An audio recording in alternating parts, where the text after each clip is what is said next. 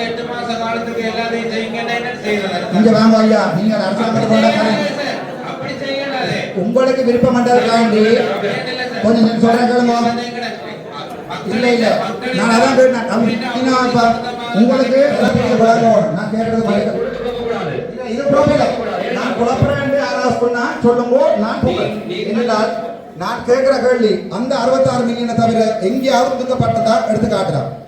எங்கேயாவது வடக்கு ஏன்னா நான் வடக்கு மாநிலத்தில் ஒவ்வொன்று பெர்சன்டேஜோட எடுத்து சொன்னா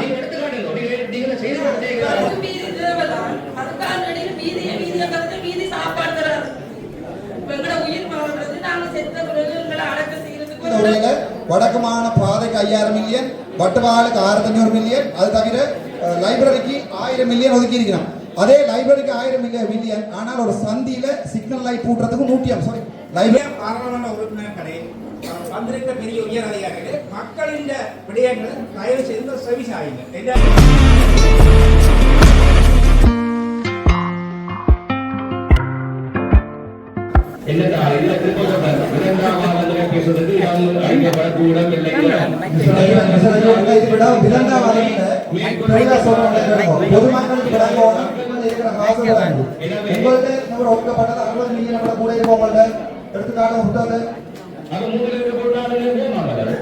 நான் சொல்ல வேண்டாம். பொதுமக்கள் சொல்ல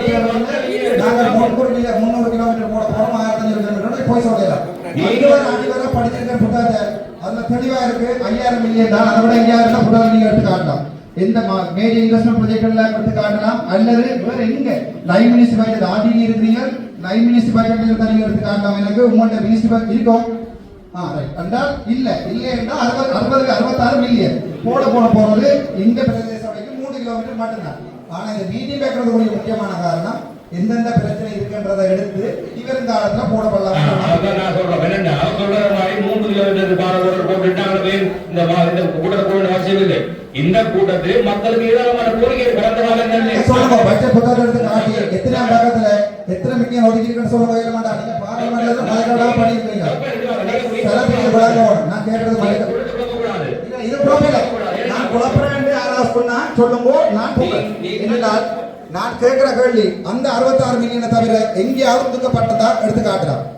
எங்கேயாவது வடக்கு ஏன்னா நான் வடக்கு மாநிலத்துல ஒவ்வொன்று பெர்சன்டேஜோட எடுத்து சொன்னா 5000 மில்லியன் தெளிவா இருக்குது.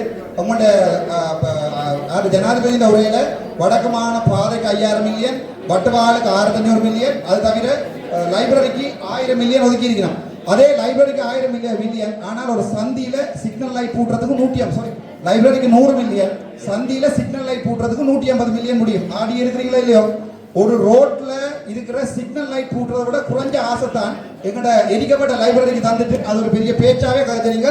உங்களுடைய அரசியல குழப்ப விரும்புகிற நீங்க தொடர்ந்து நடத்தும்.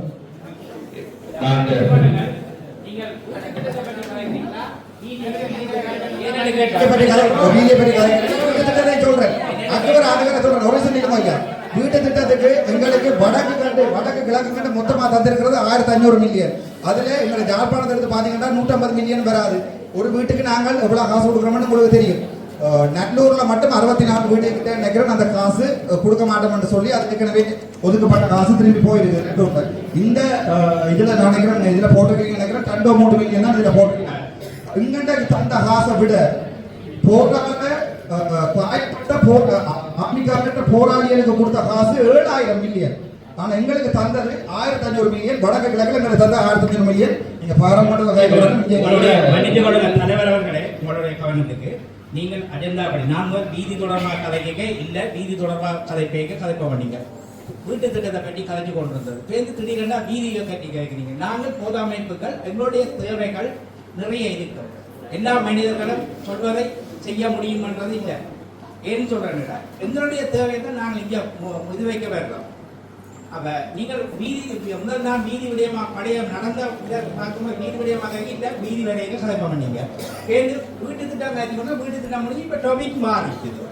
தயவு செய்து இங்கே வந்திருக்கிற நாங்கள் எங்களுக்கு இதான் ஒரு சந்தர்ப்பம். நாங்கள் மாவட்டத்திலேயோ மாகாணத்திலேயோ அங்கே எங்களுடைய விடயங்களை முறையிடையாது. தயவு செய்து மதிப்புக்குரிய பாராளுமன்ற உறுப்பினர்களே, வந்திருக்கிற பெரிய உயர் அதிகாரிகளே, மக்களின் விடயங்களை தயவு செய்து செவி சாயுங்க. எல்லாருக்கும் ஒரு மக்கள் சார்பாக வெளியில பிரதேசத்தின் மக்கள் சார்பாகவும் நான் இதை வேண்டிக் கொள்கிறேன். சரி, நன்றி. இதுக்காக நிலத்தில் நல்ல பிரச்சனை இருந்தது. திருப்பி வீதிக்கு வந்தோடையாக வீட்டு திட்டத்தின் விடயத்தில் எங்களுக்கு இப்ப வழங்கின அந்த வீட்டு திட்டத்தில் தீவகத்தின் மக்கள் வந்து மிகவும் மர்மப்பட்டவர்கள். இப்ப நல்லூருக்கும்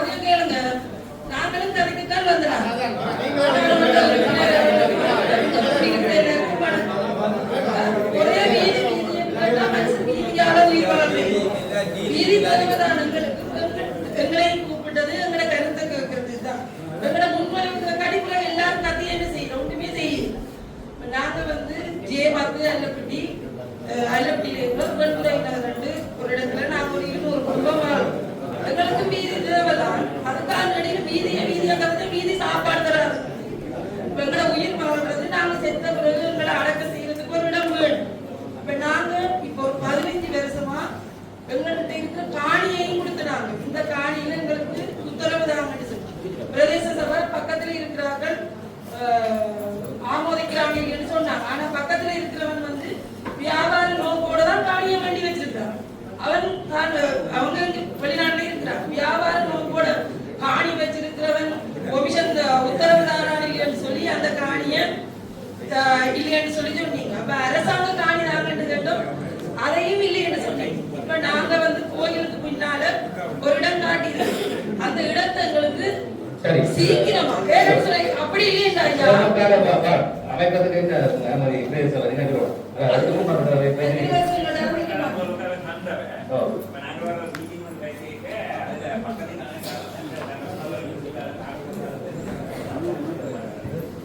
ada pukul sebenarnya ada yang hitam. Ada meeting macam mana? பக்கத்துக்கு அணியிலையா பக்கத்துக்கு அணியில ஆட்கள் இருக்கிற மாட்டுகள் அவே கொஞ்சம் கொடுக்க ஏதாவது சொல்லி ஒரு உயிர் வாழ்றத அதுல இருந்து கொஞ்சம் இவருக்கு உத்தரவு கொடுக்காதுன்னு சொன்னா ஏற்றுக்கொள்ளு. ஒருத்தருமே இல்லாம காடாங்களுக்கு காணிக்காரு இவருக்கு உத்தரவு கொடுக்காதுன்னா அது சரியா மூடத்தது. அடுத்தது இனி ஒரு ஆள் அந்த இடத்துல உயிர் இறந்தா இனி வடக்கு ரோட்டில கொண்டு போய் அப்படியே மெயின் ரோட்டில வைப்போம்.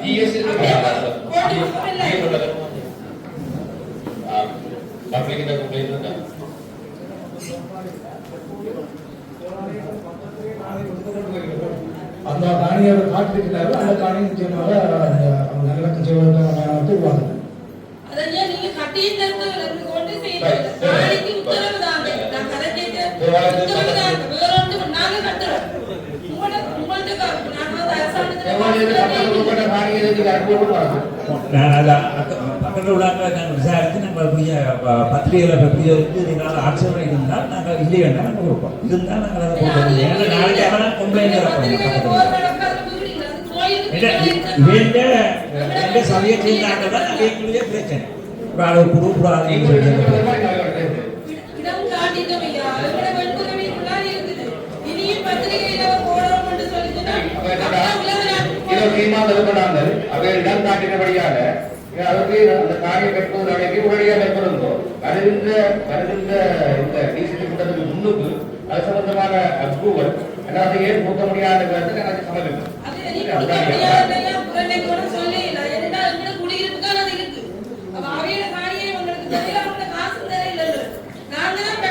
பொதுமக்களுக்கு சேவை செய்யாதவங்க இருப்பார். பொதுமக்களுக்கு சேவை செய்யலாம்.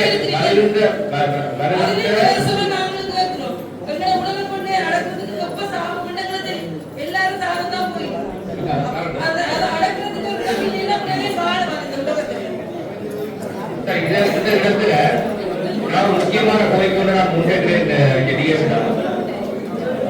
நாம இந்த ஒருங்கிணைப்பு குழு கூட்டத்தில் இருக்கின்ற முடிவுகள் தீர்மானம் சம்பந்தமாக அடுத்து வருகின்ற குழு கூட்டத்தில் நம்ம பயங்கீசம் அதுல ஒரு அஜெண்டாவை போட வேண்டும். போட்டு இந்த எடுபட்ட தீர்மானம் என்ன நடைபெற்றது என்பதற்கு சம்பந்தப்பட்ட அதிகாரிகளே நாங்கள் பதில் கூற வேண்டும். சொன்னால் நாங்கள் தலைக்கு விட்டு போற சபையா இருக்கக்கூடாது. நாங்கள் மீட்டிங் ரோட்டை சம்பந்தமாக போடப்பட்ட மீட்டிங் நடந்ததா அதை நடக்கவில்லை என்ற விஷயத்தை நாங்கள் இதில் உள்ளடக்க வேண்டும். மக்களுடைய கோரிக்கை நியாயமாக இருக்கின்றது. கனகாலமாக பிரச்சனை சொல்லிக் கொண்டிருக்கிறார்கள். எனவே நாங்கள் தட்டி கழித்துக் கொண்டு இருக்கிறோம். சில பதில்களை தட்டி கழித்த மாதிரி இருக்கிறது. எனவே உண்மையிலேயே நாங்கள் அந்த சம்பந்தப்பட்ட அதிகாரிகளை அல்லது சம்பந்தப்பட்ட அரசு ஊழியர்களை அனுப்பி அதுபோதான திட்டங்களை அல்லது இடத்தை கள விஜயத்தை மேற்கொண்டு அதுபோல அறிக்கையை நாங்கள் இங்கே பெற வேண்டும். உடனடியே நாங்கள் அவர்களை போயிருக்கிறது அந்த 15 பேருக்கு அடுத்த மீட்டிங் முன்பு அதை மீனவ சமூகம் சம்பந்தமாக இருக்கிறீங்களா பிரதிநிதிப்படுத்துறாரு வடக்குல இருக்கிற மொத்த மீனவ குடும்பங்களோட வாழ்வாதாரத்தை கூட்டுறதுக்காண்டி என்னோட மீன்பிடித்துறைக்கு வந்து இந்த முறை பட்ஜெட்ல 280 மில்லியன் ஒதுக்கிது வடக்குக்கு மட்டும். அப்படி பார்த்தா அதுல அந்த காசு வந்து உங்களோட குடும்பங்களோட ஒவ்வொரு குடும்பங்களோட வாழ்வாதாரத்தை தான் அது கிடக்குது. அந்த காசு எடுபட்டு வேறொரு ப்ராஜெக்டுக்கு பார்க்கப்படுது. ரஜினிக்கு தெரியும். அதுக்குரிய பதில் இந்த இதில் சொல்லணும். ஏன்னா அது ஒவ்வொரு குடும்பத்துக்கும் வந்து ஒதுக்கப்பட்ட காசு. பொய் சொல்ற கதையெல்லாம் என்னன்னா அந்த ப்ராஜெக்ட்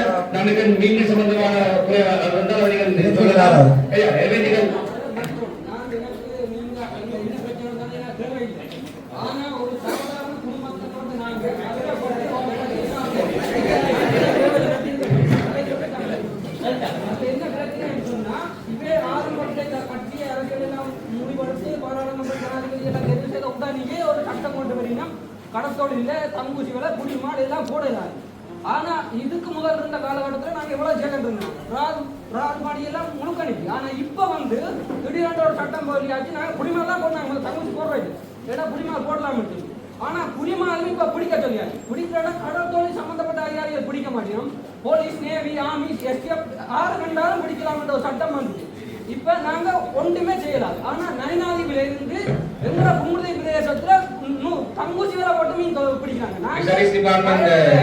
அவர் இருக்கட்டும் பயத்தில நாங்க 2 போட்டு மீன் பிடிக்க சொல்லிடுறோம்.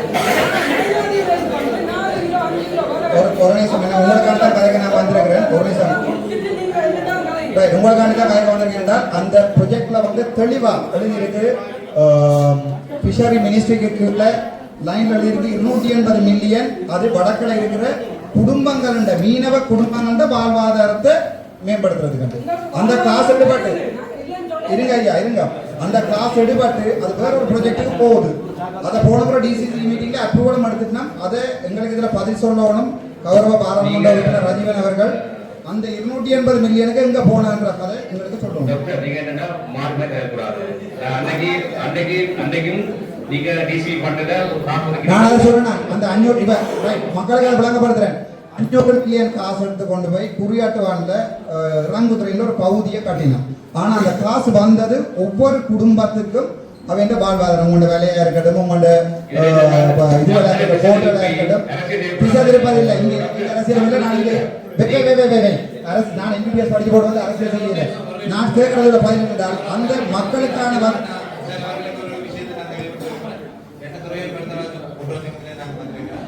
எங்களுக்கு வந்து அரசாங்கத்தால வந்து மண்டன மானியம், அதோட சீனா அரசாங்கம் வழங்கின விலை மானியம் எல்லாம் கிடைச்சிருக்கு. தற்சமயம் அந்த மானிய காசு குறிப்பிட்ட வந்து அப்படி ஒரு செயற்பாடு செய்கிறது பிரச்சனை இல்லை. இல்ல நீங்க தனி சொல்லலாம். ஏன்னா பாதிக்கப்பட்ட குடும்பம் எத்தனை பேர் வெளியில இருக்கு. நீங்கள் ஒரு ஆள் அவருக்கு சார்பான சொல்லலாது, வேற ஒரு ஆளுக்கு சொல்லலாது. உனக்கு ஓகே. இது வந்து எழுதப்பட்ட ப்ராஜெக்ட் நீங்க விரும்பின மாதிரி எல்லாம் அமைச்சர் மாத்திராது. 280 மில்லியன் வடக்கு மாகாணத்துக்கு இந்த முறை பட்ஜெட்ல 2025ஆம் ஆண்டு போட்டிருக்கு. அந்த காசு இங்க நடக்குது. அந்த அரசாங்கம் 8 மாச காலத்துக்கு எல்லாத்தையும் செய்யுங்க. இங்க வாங்க ஐயா, நீங்க அரசாங்கத்துக்கு உங்களுக்கு விருப்பம் பண்றதுக்காண்டி கொஞ்சம் சொல்றேன் கேளுங்க. இல்ல இல்ல நான் அதான் கேட்டேன். உங்களுக்கு விருப்பமா? சரி நீங்க வயதோட படிக்கிறேன்.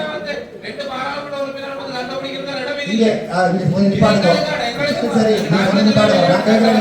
தம்பி மீனவர் அமைப்புல யாராவது இருக்கிறீங்களோ இதுல ஐயா இருக்கிறீங்களோ? உங்களுக்கு ஓகேயா? உங்களுடைய தனிப்பட்ட காசை தெளிவா கேட்கறது உங்களுக்கு தமிழ்ல. ஏனென்றால் அதுல 280 மில்லியன் இருக்கு. அது அந்த 280 மில்லியன் எங்க போகுதுன்னு பதில் சொல்ல நான் எங்க என்னோட வரலையோ அந்த அந்த புத்தகத்தில்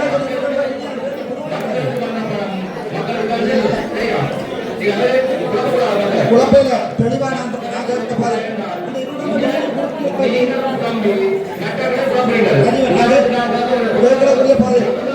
280 மீட்டர் நீங்க கொடுப்பீங்களா இல்லையா?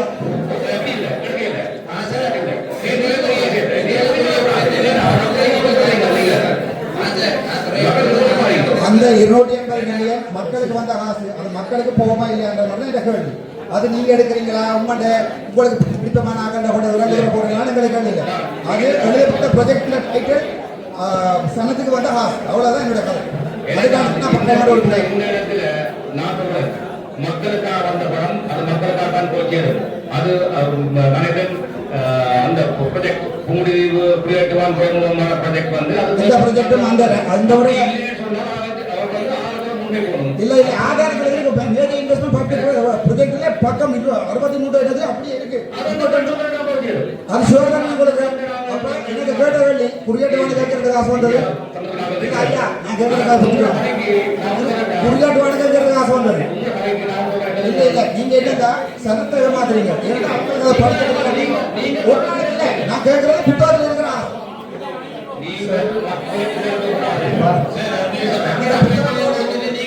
அந்த புத்தகத்தோட படம் எடுத்து நான் போடுறேன். கொஞ்சம் நிப்பாட்டு கையா அது வந்து இங்க 1000 2000 குடும்பத்துக்கு வந்த ஆசை. அது வந்து ஒரு இறங்குதுறைக்கு வந்த ஆசை இல்ல. போன முறை டிசிசி மீட்டிங்ல கொஞ்சம் நிப்பாட்டுங்க. டிசிசி மீட்டிங்ல பார்ப்போம்.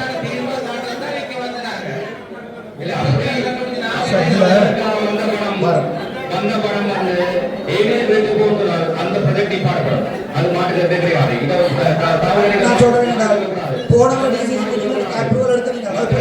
அதே சனத்துக்கு வந்த ஆசை நீங்கள் குறியாட்டு போட்டது போல அதுக்கு பண்ண வேற ஆசை. ரெண்டு விடயங்கள் கடத்தல் சம்பந்தமா 2 விடயங்கள் முன்வைக்கப்பட்டது. ஒன்று இந்த சொன்ன மாதிரி மொத்த ஒதுக்கீடு சம்பந்தமா சார் எனக்கு அதில் தெரியல. நான் வேலணையம் பிரதேச செயலகத்திலே ஒரு பிரிவு என்ன கிழக்கு அது சம்பந்தமா சார் நான் இதில் பதிலளிக்கக்கூடிய அறிவு என்கிட்ட இல்லைன்னா இது மொத்தமாக மாவட்ட கவர்மெண்ட் கொடுக்கப்பட்டது நாங்கள் போகிறேன். 2வது விஷயத்தை நான் இதில் ஆணித்தரமாக வலியுறுத்த வேணும். சட்டத்தோட சம்பந்தப்பட்ட விஷயம். சட்டம் 1979ஆம் ஆண்டே உருவாக்கப்பட்டது. 96ஆம் ஆண்டுக்கு 2வது இலக்க சட்டம் யாருமே இப்போ வெப்சைட்ல டவுன்லோட் பண்ணலாம். ஒன்றும் நாங்கள் ஹார்ட் காப்பியாக வச்சுக்க தேவையில்லை. எங்களுக்கு எல்லாருமே ஸ்மார்ட் போன் ஆக்சஸ் இருக்கு. தெளிவாக சொல்லியிருக்கு என்னென்ன தொழில் முறைகள் செய்யலாம், என்னென்ன தொழில்முறை தடை செய்யப்பட்டிருக்குன்னு சொல்லி. திடீரென்று எந்த சட்டமும் வந்து நடைமுறைப்படுத்தப்பட இல்லை. இலங்கையில 18 வயசு முடிஞ்சா என்னோட ஐடென்டி கார்டு இருக்கு, என்னோட லைசன்ஸ் எடுக்கணும்ன்றது எனக்கு தெரிய வரும். ரோட்ல போலீஸ் பிடிச்ச போற நான் சொல்லிடுறது எனக்கு லைசன்ஸ் எடுக்கணும்னு தெரியாது. சட்டம் தெரியாதுன்னு யாரும் சொல்லி நீதிமன்றத்தில் நீங்க வாதாடினா இந்த 13 வருஷ நீதிமன்ற அனுபவத்தில் யாருக்கும் மன்னிப்பு கொடுத்ததை நான் அறியல. இந்த விடயத்தில் எல்லாரும் தெளிவாக இருக்கணும். இப்ப குறிப்பாக சட்டம் சம்பந்தமாக நாங்கள் உத்தியோகத்தர்கள் சுற்று நிறுவனத்தில் இருந்தால் நாங்கள் வேலை செய்யலாம். பாலிசி மேக்கிங் செய்யறதுக்கு எங்கள்கிட்ட உரிமை இல்லை. சட்டத்தில் இருக்கிறத நாங்கள் அறிமுகப்படுத்தலாம். போலீஸ், ஆர்மி, நேவி, ஏர்ஃபோர்ஸ் யாரும் இந்த சட்டத்தை செய்யலாம். 96ஆம் ஆண்டு சட்டத்தில் தெளிவாக சொல்லியிருக்கு. கடத்தல் உத்தியோகத்தர் மட்டும் போய் செய்யலாம். என்கிட்ட பிஸ்டலும் இல்லை, ஒன்றும் இல்லை. நான் போய் பிடிச்சி முடிஞ்சா இந்த குடும்பத்தை யாரும் பார்க்கலாம். இதுதான் சட்டம் சொல்லியிருக்கு. அப்படி நாங்க போறோம்னு பாதுகாப்போட தான் போகணும். இந்த வேலனை குறியட்டவான் 9வது விலையிலிருந்து மண்ணி வரைக்கும் இந்த 2 ஆபீசர்ஸ் தான் இருக்கிறோம். கிட்டத்தட்ட 5 நாளும் கோர்ஸுக்கு போறோம். அப்ப ட்ரையல் கேஸ் 10 மணிக்கு கூப்பிட்டு 3 மணிக்கு தான் நடக்கலாம். இவர் கோர்ட்ல நின்று வந்து வேலை செய்யற இல்லைன்னா நாங்கள் ஒன்றும் செய்யலாம். இது நடைமுறை தான் நாங்க சொல்றோம். தங்கூசி வேலை புரிமால் சம்பந்தப்பட்ட சகலம் தெளிவாக தான் கொடுக்கப்பட்டிருக்கு. இப்ப நாங்க புதுசா சட்டம் ஒன்றும் சொல்ல இல்லை. காலத்துக்கு காலம் நாங்கள் அறிவுறுத்தலை கொடுத்து கொண்டிருக்கிறோம். அந்த ஒரு அறிவுறுத்தல் தான் இப்ப 2-3 மாசங்களுக்கு கூட கொடுக்கப்பட்டது. இந்த தொழில் முறைகள் தடை ஏன்னு சொன்னா நீதிமன்றத்தில் அவதானிக்கப்பட்ட அடிப்படையில் பார வழக்குகளை வச்சுக்கொண்டு எங்களுக்கு ஒரு தொழில் ரீதியாக எங்களுக்கு ஒரு கடமை இருக்கு. மீனவர்களை விழிப்புணர்வு செய்யும். நாளைக்கு நாங்கள் நீதிமன்றத்துக்கு ஒரு சட்டத்தரணி இளைஞர்கள் தெரியாதுன்னு சொன்னா நாங்கள் இந்த அறிக்கையை கொடுத்துருக்கோம்னு சொல்லுவோம். நாங்கள் காலகாலமாக கொடுத்துட்டு தான் இருக்கிறோம். இந்த கடிதம் நேற்று 3 நாள் கொடுக்கல, 2 மாசத்துக்குள்ள கொடுக்கல. என்ன கதைக்கு கொடுக்கும். சட்ட ரீதியற்ற ஒரு விடயத்தை எல்லாருமா சேர்ந்து கலைச்சு சட்டமாக்கணும் மட்டும் முயற்சிக்க வேண்டாம். வளம் அழிஞ்ச பிறகு யார் எந்த மீனை போய் பிடிக்க போறீங்க? வளம் எல்லாம் முடிஞ்ச பிறகு எந்த மீனை போய் பிடிக்க போறீங்க? பிடிக்கலாம். தங்கூசி பாவிச்சா பிடிச்சு கொண்டு வரவோட மீனுக்கு என்ன நடக்கணும் எங்களை விட உங்களுக்கு தான் தெரியும். அதுக்கு தான் அரசாங்கம் தடை செய்யும். இது சும்மா எடுத்தா போல சட்டமாக்குறது. உங்களுக்கு தெரியும் இப்போ புதிய எங்கட சட்டம் மூலம் எத்தனையோ வருஷமா ரிவைஸ் பண்ணி கொண்டிருக்கணும், இன்னும் முடியல. நிபுணர் குழுவின் ஆலோசனை இல்லையே. அப்போ ஒரு சட்டம் மூலமாக மக்கள்கிட்ட கருத்தெடுத்து நிபுணர் குழுவின் கருத்தெடுத்து அதுக்கு பிறகு அதை பகிரங்கப்படுத்தி தான் முடிவெடுக்கிறது. இரண்டாவது நீங்கள் இப்படி உங்க தொழில கரைச்சு சட்டம் சம்பந்தமான விடயங்களை எந்த விட்டு கொடுப்புக்கு நாங்கள் இடமில்லை. கிட்டத்தட்ட கிளிநொச்சியும் சேர்த்து 6 நீதிவான் நீதிமன்றம், ஒரு மேல் நீதிமன்றம் வழக்குக்கு போறதுக்கு ஆபீசர்ஸ் இல்லாமல் இருக்கிறோம் நாங்கள். குறிப்பாக இந்திய மீனவற்ற ஒரு வழக்கு ஞாயிற்றுக்கிழமை விடியப்புறம் பிடிபட்டா அவைய பிரிசன்ல போடுற கடைசி மினிட் வரைக்கும் நாங்கள் தான் நமக்கு ரெஸ்பான்ஸ். அவருக்கு ஒரு சின்ன இது சார் இல்லை ஆணித்தனமா சொல்லணும்னா இந்த பிரச்சனை வந்து இதை ரைஸ் பண்ணினோன்னு இது ஒரு பெனல்டிக்கா நாங்கள் கேட்குறோம். நாங்கள் உள்ளூர்ல இருக்கிற அப்ப நீங்க வழியில உங்கள் சார்பாக தான் கேட்கிறோம், உங்கள் சார்பாக தான் கேட்கிறேன். உள்ளூர்ல இருக்கிற இதை பற்றி கேட்கிறோம். எங்களுடைய கேள்வி என்னன்னா சொன்னா ஒரு காலை எல்லைக்குள்ள பிடிச்சிட்டோம்னா நாங்களும் அதுக்கேற்ற மாதிரி மாற்று சொல்ல நாங்க செஞ்சிருப்போம். நாங்க பிடிக்க வேணாம்னு சொல்லல.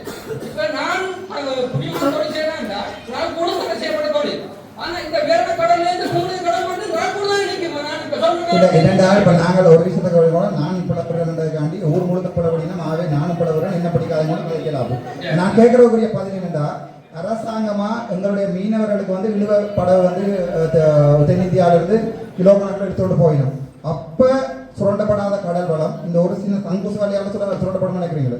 இல்ல, நான் ஒரு காரணத்துல என்னென்றால்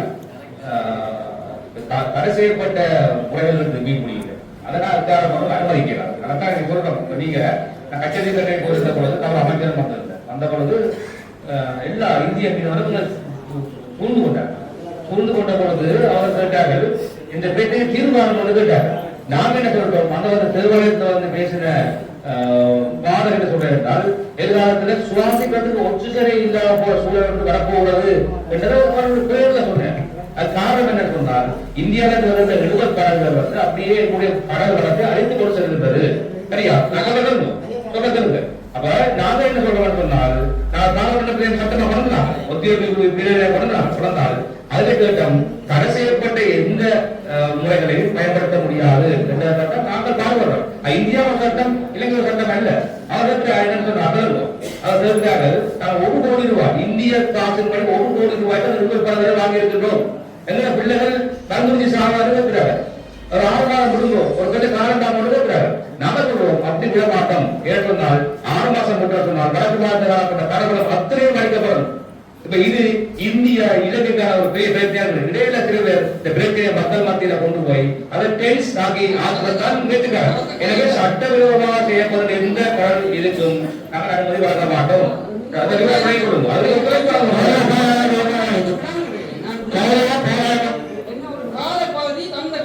இந்த வேலையில் இந்த காலப்பகுதியில பிடிச்சு முடிச்சிருவோம். பிடிக்கணும், கட்டாயம் பிடிக்கணும். நானே போட்டா பிடிங்கன்னா சொல்றேன், பிடிக்கணும்னு சொல்லிட்டு என்னன்னா ஒரு கால இல்லைங்க பிடிங்க. நாங்க விட்டு இப்ப 1.5 மாசத்துக்கு மேலே ஆகிட்டு 2 லட்சம் வேலையை கட்டி முழுக்க வெட்டி போட்டு 3 வேலையை எடுத்து கட்டி கொண்டு இருக்கோம். சரியா? அப்ப நான் எடுத்து கட்டாக எனக்கு பின்னால தெரிஞ்சவன் எல்லாம் அதே வழியை எனக்கு இல்ல இவன் ஆதங்கம் என்னடா சார், இப்ப தாங்கூசியை பிடிக்கிறீங்க, ரால்கோட்டை பிடிக்கலன்னு சொல்லி எங்களுக்கு இருக்கக்கூடிய ரிசோர்ஸை பயன்படுத்தி தான் சார் வேலை செய்யலாம். இப்போ உதாரணமாக இப்போ கடற்படையால் பிடிச்சதான கேஸை ஃபைல் பண்ணுறது தான் எங்களோட கெப்பாசிட்டி இருக்குது. ஏன்னா இப்போ நாங்கள் தனியாக ஒரு லீகல் ஆக்ஷன் சட்ட நடவடிக்கை போகலாம், பாதுகாப்பு பிரச்சனை, அதாவது லோக்கல் கேசஸ் கூட. இதில் இவன் சொல்கிறேன் என்னடா சார், இப்போ எல்லாத்தையும் 100 வீதம் உடனடியாக கட்டுப்படுத்த சொல்றது வந்து எங்களாண்ட அதாவது ரிசோர்ஸ் எங்களோட ஆளுமைக்கு அப்பாற்பட்ட ஒரு விடியம்.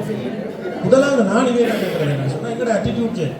இப்போ சிலர் சொன்ன மாதிரி இழுவமடிகளை வளத்தையும் கொண்டு போயிட்டு இதென்று கதைக்கிற நானும் ஒரு சாதாரண உத்தியோகத்தை தாண்டி எனக்கு விளங்குது. ஆனால் இப்போ பாவிக்கிற இந்த கலப்புகள் அல்லது இந்த நீரியல் தான் உண்மையாக ப்ரொடக்டிவான இடம், முட்டை போடுறதோ குஞ்சு பொறிக்கிற இடங்கள். இதை நாங்கள் ஒரு ஆட்டிடியூட் செஞ்சால் நாங்களே முடிவெடுக்கணும், இதை நாங்கள் பாவிக்கக்கூடாது. அப்போ அந்த அடிப்படையில் தான் இவ கேட்குறேன். இப்போ வேறு சொல்கிறேன், இப்போ நான் தங்குசியை வந்து நான் மெட்டாண்ட தங்குசியை பிடிக்க இல்லையா. இது சார் நான் அவரை பிடிச்சதுக்காண்டி இவரையும் பிடிக்கணும். அப்போ இந்த கெப்பாசிட்டி எங்களுக்கு அந்த ஒரு கெப்பாசிட்டி எனக்கு மட்டும் 10 ஆஃபீஸர்ஸ் இருக்கிறவங்க இதை நாங்கள் கண்ட்ரோலாக வச்சுருக்கோம். என்ன கோரிக்கை, தடை செய்யப்பட்ட இந்த மலைகளை யார் பயன்படுத்தினாலும் நீங்கள் முடியாத ஏதோ கெப்பாசிட்டி எந்த வகையிலே நீங்கள் நாங்கள் இப்போ